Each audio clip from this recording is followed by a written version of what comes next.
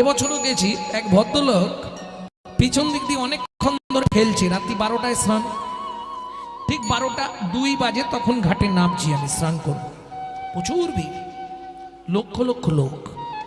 তা এক ভদ্রলোক অনেকক্ষণ ধরে ঠেলছে আমাকে, তাই বললাম বাবু এক কাজ করুন, আপনি সামনে চলে আসুন, আপনি আমার আগে স্নান করবেন তো, সামনে চলে আসুন, আপনার অসুবিধা হচ্ছে, অনেকক্ষণ ধরে আপনি আমাকে ঠেলছেন, আমি মুখ থুবড়ে পড়ে গেলে বাঁচবো?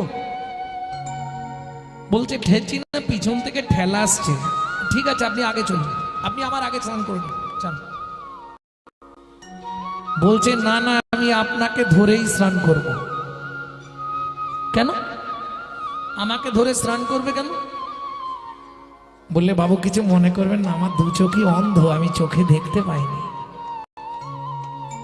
এলেন কি করে তা জানিনি, রাধারানী কি করে এনেছে।